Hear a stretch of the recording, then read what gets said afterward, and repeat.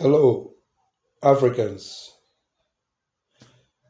The question is no longer whether we Africans are tired of imperialism.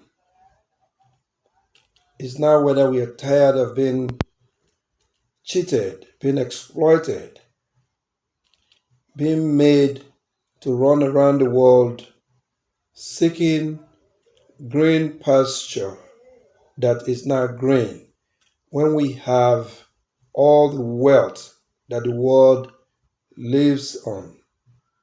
It is no longer that question as to whether we are tired. It is obvious that we Africans, we no longer have space to stomach the anger, and that is as represented in Niger Republic. You can see the crowd, you can see the happiness, you can see the freedom that is felt even as a military regime creep in. We can see it. We can see that we're tired of the French. We are tired of France still colonizing our people to this day. The issue of neocolonialism is just rubbish. There is nothing called that. France is actively colonizing our people. Forget independence. Where is the independence? Where is it? When Africans cannot stand on their own and do the things that they so wish. Where is the independence? All right? Where is the freedom? When France imposed its money on 14 African countries and they can barely get out of it. And so-called ECOWAS, the failed entity by the name ECOWAS, which Tinubu is trying to use, being an illegitimate person imposed on Nigeria. He's trying to use to try to legitimize his illegitimacy. Illegitimacy cannot legitimize nothing. Okay? So this ECOWAS has failed woefully to be able to galvanize West Africans to help our brothers in so-called Francophone countries to liberate themselves out of this colonial mess that they are trapped. Okay? So it is no longer that question. Therefore, if you are African, it doesn't matter where you may be, whether you are on the continent, whether you are in Asia, whether you are in Europe, whether you are in America, generally North America or South America, no matter where you may be in this world, in Australia, it is your duty, my duty, to stand up with Niger Republic, to stand up with Burkina Faso, to stand up with Mali, and the rest of them, Guinea, all of the countries that are standing up to help liberate themselves. We have to give them the support they need. We have to. Anything we can do as a people. It doesn't matter where you are. We have to join hands. Our brothers and sisters, African Americans, all of us. We have to. Because this is not a Niger Republic's problem. It is an African problem. And we've been talking about African revolution being possible. It is in the now. We've been talking about African unity. It is in the now.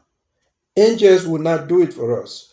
God will not do it for us. The same God that Europeans brought to make us sit down and be waiting and looking for manna to come from heaven. Since the so-called independence, more than 60 years today, no God, no angel, no Holy Spirit, no nothing has been able to do anything for you, for Africans, to the extent that some preachers are coming up now to speak the truth, to tell you in the church how prayer, fasting, and the rest of the things will not give you any success you need in life. This success we're talking about is not only money, which many of them in the church preach, making it look like it's going to fall from somewhere without you working, without you using your brain, without you using your hand, without you having a product or service. All right? So we have to unite now. This is the time. It's not going to be as quick, it's not going to be easy. The imperialists will fight back using CC group like ECOWAS. Okay? They will fight back. America will fight back. The rest of them in Europe will fight back because it's more like we're taking food from them. We saw it in Ogoni when Ogonis came together and cut their oil from flowing to Shell. And the criminal government of Nigeria there, it hasn't changed anyway, more than 20 years later. Okay? And so we have to unite in honesty. We have to be able to stand boldly and speak the truth. And speak truth to power. This must be a fight of wit. It's not a show of force, because we're not going to be able, as it stands now, to fight America or fight France or fight any of these European countries. They have, over the years, fortified themselves militarily because they know that's what they need to oppress the rest of the world, to oppress Africa, to exploit Africa, to clash Africans against themselves, and make us run around, causing trouble in our continent, in our beautiful continent, and making us run around the world, crossing the ocean and die just to go to Europe, just to go to America, looking for green pasture that is not green.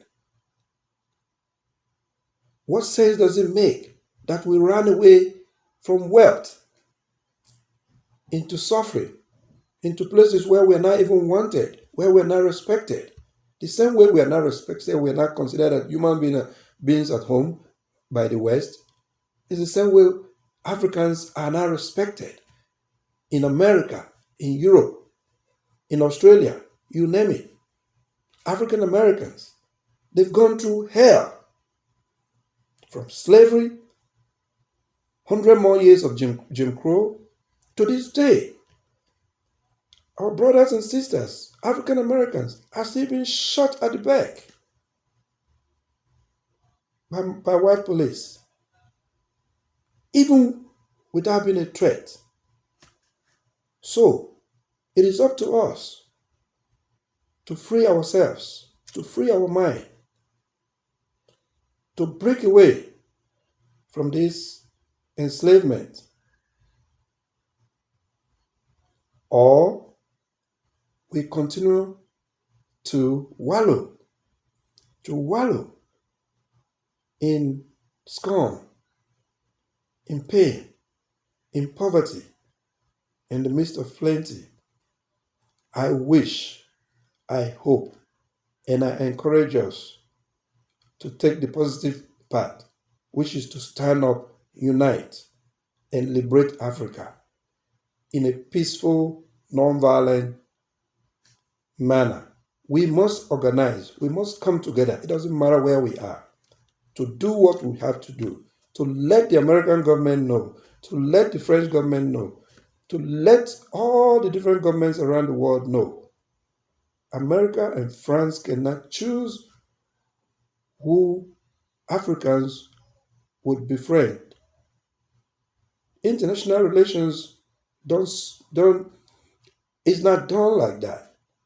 That because you're America or because you're this other country, that you must dictate who this country, which country this other country would befriend or would go into agreement or call it bilateral or multilateral relations with, or enter into treaties with. It doesn't work like that. The different countries of the world happen to be sovereign, and sovereignty dictates that you do what's in the best interest of your country. So Africans will do what's in their best interest. Neither America, nor France, UK, nor other European countries can dictate to Africans how they want to live, how they should live, what they should do, who they should befriend, what they can eat, what religion to believe or to accept, or what gender, what sex, what sexual orientation. They don't have the right. They've not been able to do it conveniently in their own countries. But they want to impose it on Africa just because a great deal of our leaders, politicians, rulers, they happen to be faithless. They don't have the liver, they don't have the spine to stand. They don't even understand the truth. They don't respect themselves, not to talk of respecting their own people. They're greedy, they're faithless, they're ineffective, they're incompetent, they're puppets. And that's why Africa has been in this mess. Every African leader that stand up over the years has been killed by America, within the CIA, by France, or other European countries, other European governments. Yet they are talking about democracy. What stupid democracy is that? When other people cannot live the way they want to live, they cannot run their own government the way they want to run it. They cannot befriend who they want to befriend. What kind of silly democracy is that? When your own joy depends on the suffering of Africa, the exploitation, gross exploitation of Africa. What kind of democracy is that? So, Africans, we must think, come together, unite, act for the African good. Thank you.